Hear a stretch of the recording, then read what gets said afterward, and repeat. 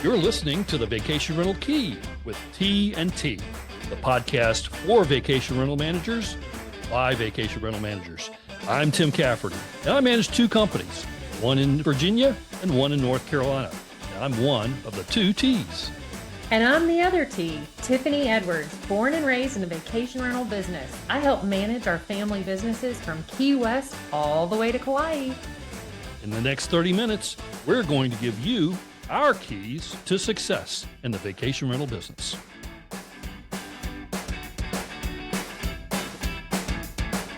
We're back. Now, last time we talked about revenue management with Ryan Saylor, one of our most popular episodes. Boy, Ryan really brought the information last time, Tiffany. Yeah, he was great, and he really knows his stuff. So if you missed that episode, go back and check it out. Great keys on where are the mistakes on revenue management and where are the current trends. And you still have enough time to make some changes. So definitely go back and check out that episode. Absolutely. I've got my spectacles with me today because we are diving into some serious stuff this time around. We are talking about you and direct bookings. How do you get people to contact you directly to make bookings? And so we have four main points. We always like to number things so you know you're keeping up. And I think this is just going to be a great episode. All humility here. Absolutely. And you know, Tim, as I was preparing for this episode, in your mind, you think you're doing all of these things, but today is a reminder that you may not be doing some of those. So I'm hoping that the light bulb actually goes off for one or 2 points and they can make dramatic changes to your business. Your goal should always be direct booking. And hopefully today we're helping lead you there. Absolutely. Let's start at the start. Do you have a website? If not, you may need to go back to some previous episodes. But your website excellence is one of the top keys of making sure you drive direct bookings. Yeah, and so many people don't actually test out their website on mobile phones or get back on their desktop. They're looking for one or two things, but I know we've mentioned it many times over and over that you need to go in as a shopper yourself and start from that Google page and see how long it takes you. Website efficiency and focusing on efficiency is one of your absolute paramount goals when it comes to your website. Tim, just recently, it was noted that 53% of users will abandon websites if it takes longer than 3 seconds to load. And after 5 seconds, if it takes longer, someone will completely abandon the site entirely. So you have to focus on what is that fast mobile speed and upload time. I love that. You made this similar point in the last episode about going through and making sure you know what it looks like from a guest perspective. Can't emphasize this enough. And you hit it, the key word there, mobile. Is your site optimized for mobile? Because it may look beautiful on a desktop, but that's not how people are booking. I mean, 7 years ago, I was like, what? People will book on their phone? Sure. Yes, they absolutely do. About 70% of our bookings come from our website, and about at least half are mobile. People are absolutely looking on their phones when they're on the subway or they're stuck in a traffic jam or they're on their break. And if you aren't where you need to be there, you are losing out. Yeah, absolutely. And you know, just like myself, I'm a consumer. I leave things open on my phone, but also your phone has memory. So if they're staying somewhere, they leave something open, it'll populate back up. So you want to make sure that they are getting to you on that mobile device.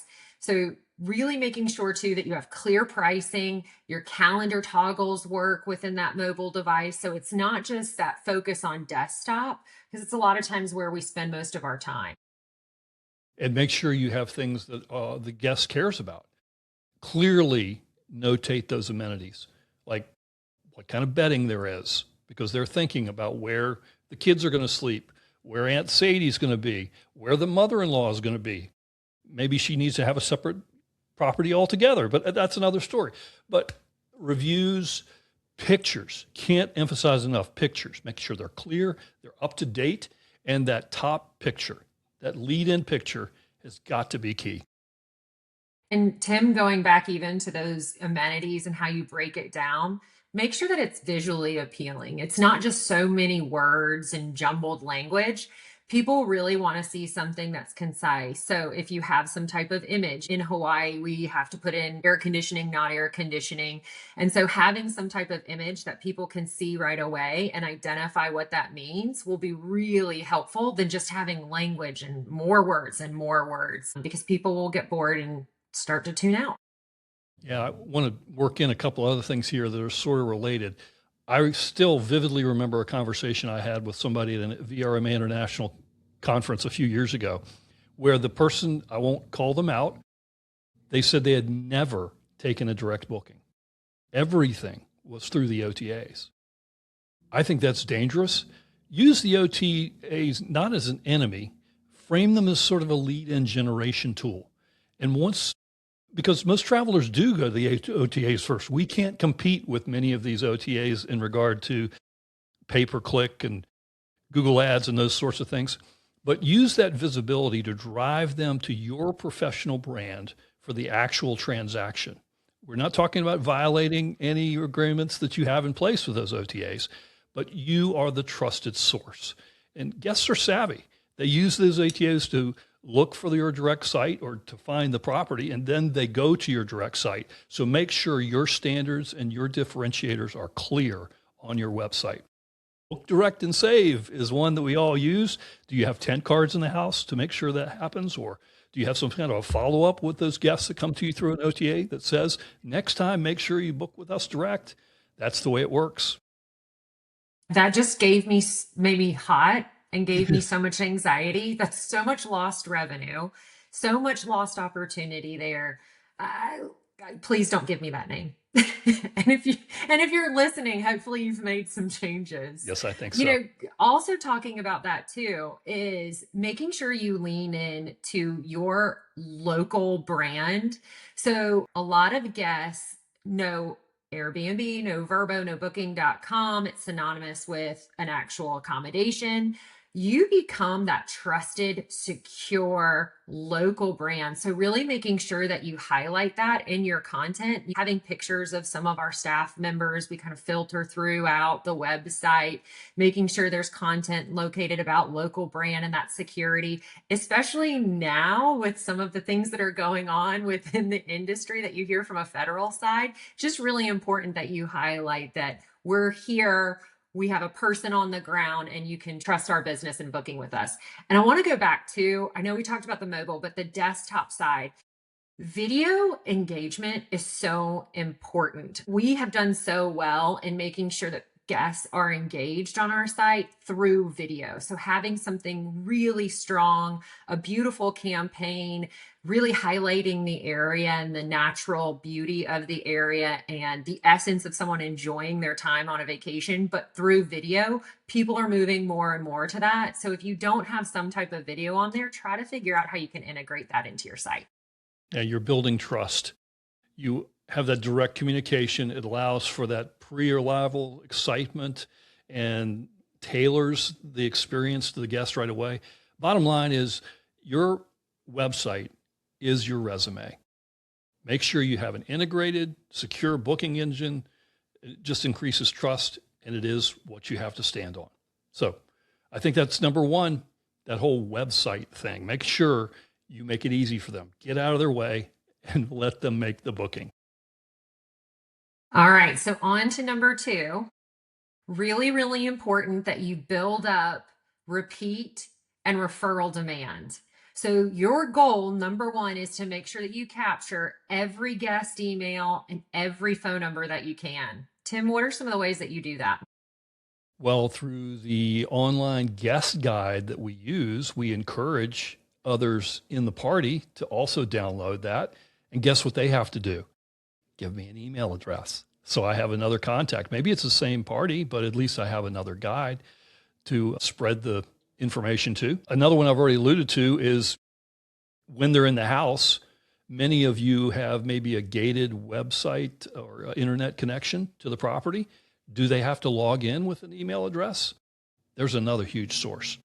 Also, if you work with any third-party companies, we have a company that does the vacay gear, if you will, to the guests, the bikes and the baby gates and cribs and that sort of thing. They're a partner of ours, but our relationship calls for them to provide me that information as well. It could be duplicative, but many times it's not. So our email address is huge and we use it religiously. Yeah, those are so great. I can't stress enough how much a guidebook has helped us and collecting some of that information, but using it as a resource, more content driven, all of those. Absolutely. If you're not doing any of those, start to do them, but those are all what we're doing within our businesses as well. And the goal of all of that is making sure that you can build up a strong and consistent email campaign, and having those direct lines of communication with your guests helps build up that program. We are constantly running repeat guest campaigns, seasonal promotions, booking reminders, and our emails are our best resource to connect. In fact, our DMO just did a huge study over in Walton County with a research team and a strategic planning, and they found that I believe it was 90 something percent of activation and engagement is through our email process. And that is, from a survey perspective, that's how guests want to be communicated as well. So really making sure you have correct emails, that the email campaigns are strong, and you're getting people staying on those emails as opposed to opting out. Love that. The branded materials we talked about before in the property, but you can't overemphasize the small stuff like signage on the property. When guests come and they're already here, maybe for some reason they did not rent their property through you, but they drive around and they see what properties they might like for next year. Do you have your website right on the sign so they can make it easily distinguishable about who manages this property? And then when they go to your website, do you have a pop-up? I know they're irritating, but they work. You can grab email addresses that way.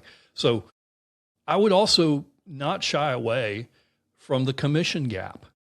They are paying more when they go through these third-party OTAs, right? They can save 15 to 30% in some cases. So make that a tool for you in getting those people to listen to your messaging. Really important. If there's any way that you can categorize some of these email addresses, some of these stays, some of the backgrounds, so that you can do some personalized touch points, pet owners repeat in certain homes, certain times of the year, make sure that you have those categorized as well. Because when you do reach out to these guests, you want to be as personal as possible, because again, you've branded yourself as the local, secure, trusted representative.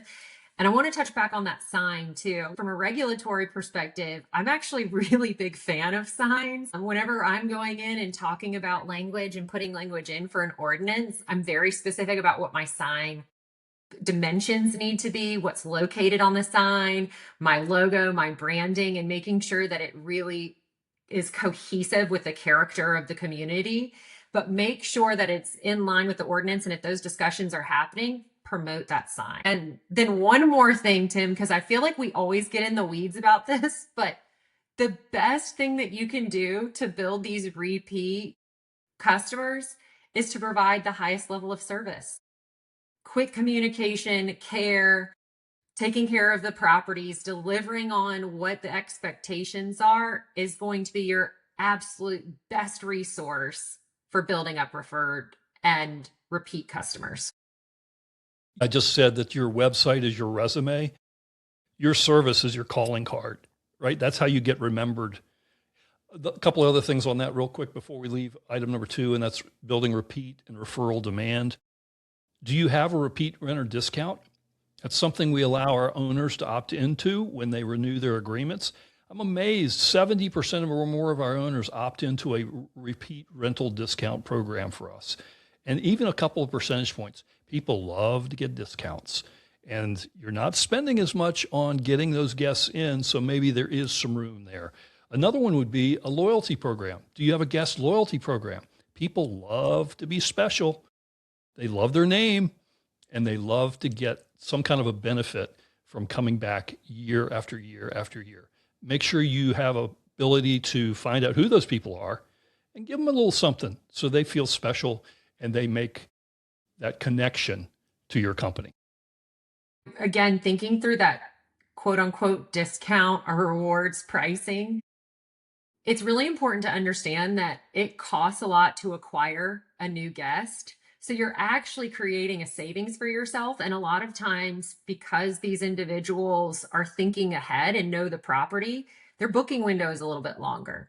So you're getting money quicker and you're not having to spend quite as much on acquiring a new guest. So that little bit of a discount is actually really important for you to try to promote. Absolutely. I don't think I've shared with you, Tiffany, that we actually opened up some of our calendars for 2028. So we have the ability to book for 2 years in advance now. And it's amazing to me how many of those people are names I recognize. They come back year after year after year. Again, get out of their way, let them make the booking, and let them feel special that they have their house now 2 years down the road. So that's number two, build up, repeat, and referral demand. How about number three on our list of 4 things you can do to drive more direct bookings? So now we're going to get a little bit more technical, a little bit more AI centered, but utilize target marketing as much as you can. We started doing some geo targeting ads when we started realizing that our feeder markets were changing. And so we really put some significant money and funds into geo targeting, and it has paid off significantly for us. And that really didn't take a whole lot of time, but really understanding where our feeder markets were changing. Facebook has been really a pleasant surprise for us lately because they've allowed us to do more of those kinds of things you're talking about. So how is your social media out there? How are you doing in drawing those people in to make you seem to be the local expert? That's how you do it. And you were talking about Google a moment ago. Can't say enough how Google provides you all of these tools. I don't know how to use half of them, but I know I have people that do. And we look at that analytics stuff all the. I was going to say the same thing. This is not my area of expertise. You can talk about an ordinance language. I'll talk about it all day long. Google Analytics. I know how to look at the dashboard. I know what our team, who is really strong, knows what to look for. But knowing engagement rates and engagement times are really important. They have a metric set up of what they expect to see and what they want to drive. And they also will review what's organic versus paid. And so, do we need to make some changes based on what those numbers should look like? You or someone on your team should know what you're striving for, and you should make those necessary changes because you can make them in real time. You also should review the analytics on your own website. What weeks are people searching for, or what dates are the most popular? And how are you doing relative to the pricing and maybe the inventory? Maybe you need more of a certain type of product. Having that data to know what people are looking for, it just can't be overemphasized. And then, of course, you need to respond to that in some way. If you see that certain weeks are softer, maybe you can respond to that as well. And the overall demand for your market. If you know that the week of July 4th, for instance, this year is very difficult for a lot of beach communities, what are you doing to try to enhance that? Yeah. And speaking on that fast response, it's also internal fast response. So a lot of times if guests book, the first person to respond, or if they have an inquiry, the first person to respond will get that booking. So what do you have within your workflow or your property management system that can help respond to these guests quickly? Who on your team is monitoring that? But you need to set a time frame of what that looks like and a process and a workflow in place so you capture those guests quickly. And a personal contact as well. Phone calls are still out there. It's still a tool, folks. I'll give you a personal example here. Deb and I are cruise enthusiasts. We love a Mediterranean cruise, I'm telling you. And I am one of those who did just what we were talking about in item 1 and 2. I did a general search and then I looked at some things and I maybe filled out a couple of inquiry forms. Sure enough, I got a call and that's the one I booked with. That's a great example. And those are some things that I feel like we know it, but we're not necessarily tracking those metrics. So that covers number 3 when we talk about utilizing that target marketing. Let's move on to number 4. Got a couple of really good points here about building an online presence. Content, content, content. Things are changing. We're not the only ones who have addressed this. It's all over in terms of search engine optimization and LLMs. But you need to make sure that you build up very specific local content descriptions and have plenty of information on your site so that any of that can be picked up. And if you've learned anything from us or from any other podcast as it relates to maybe this industry or others, you have to get as specific as possible. People are truly looking at, I want a home 2 blocks away from this restaurant that provides 2 bunk beds and has a pool. You need to make sure that you have as much of that information as possible, but also look at too, what guides do you have in the area? Get specific. So what's a 48 anniversary trip and things that you must do with your loved one? Really start to build that out if you don't have it already. And this is an area I think the OTA, specifically Expedia, does a really good job at. They have some excellent tools out there that you can go and see how it's done and take it to your advantage. But you really need to make sure you look at your property details. Is it specific to these areas? Or do you just have one back from the beach, easy access? Mention those known landmarks and be specific about the property details that Tiffany just covered. And the other thing that's really important to me is reviews. Of course, the Federal Trade Commission has put some rules on us now about reviews. If you use the word reviews, you need to post the good ones and the bad ones, not just pick out the good ones. But I'm hopeful that you are getting good take up on this, because my experience, I look at all the reviews for our company and I have seen a real increase in guests giving feedback for future guests about the properties. And most of it is very positive. So use that to your advantage. And again, thinking about it as myself as a consumer, half of the time I don't buy something unless I've read some type of review, or I don't have trust in something unless there's at least a review available, right? And that's for a low financial threshold. So making sure that you have something that's robust in your reviews is important. Make sure that you have comments that are personalized as responses for your reviews, because again, that information is being pulled, but it definitely builds trust as a consumer as well. And then if you have time, I would put this as a goal for yourself, but utilize AI to actually analyze some of your reviews and discussions to see if there's any patterns or fix anything that's reoccurring issues so that you can make changes in your description or make changes to that property. And then another one that we've touched on, but I'm not sure how much people are engaging in it, is social media, the interaction with those people. Do you have a social media coordinator? Or is it one of 14 jobs that you have? When you think about direct bookings and you think about what you may pay an online travel agency to gain those third-party bookings, there's probably room in that matrix to hire somebody to be a social media coordinator, or hire someone outside of your organization to at least get it started for you. I can't tell you how helpful that is when you have a presence at, for instance, a local festival or some event going on, and you have boots on the ground representing your company. Boy, the traction is incredible. Our social media coordinator here has been killing it, and they have monthly goals. And our followers have increased tremendously, mainly because of her efforts of being out there, boots on the ground, and representing our brand at these local events. It's gold, baby.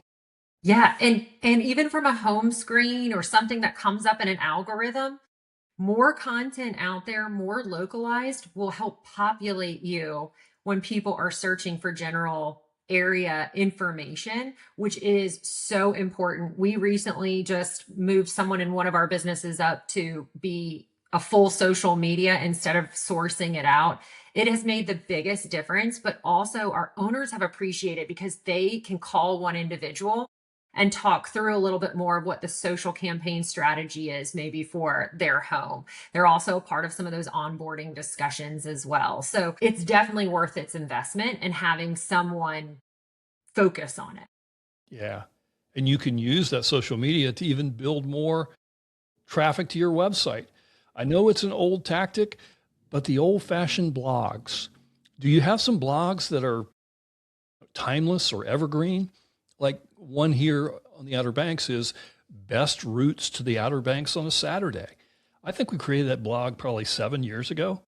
It crushes it every year when we post it on social media. People come to our website, go, oh, there's a secret? No, there's only 2 ways, but at least I got you to come to the website. Maybe a little bit of a trick, but it's a tactic to bring people to your website, whether they're staying with you or not. So there's another little hack. I think we've probably given out, I don't know, 100 keys today? A lot of keys. A lot of keys. That's why you come here. A lot of individual keys. I will say, if you missed any, re-listen or try to rewind some of it, because even for me, sitting down and preparing, like I said before, I realized, yes, we think we're doing this, but are we doing it as well? Or when was the last time that we reviewed this? But these should really be your targeted goals. And so now we've given you all this about driving direct traffic. I think the next step may be to look at how we are handling the third-party OTAs. And that's what we're going to do on our next episode. We're going to talk about OTA excellence, how to stand out from the crowd, and some epic fails. Let's just put it that way as well. Always a fun opportunity, and that's coming to you next time we get together. Yeah, I love discussing those epic fails. They're some of my favorite research. Until then, so long, everybody. Thanks, guys.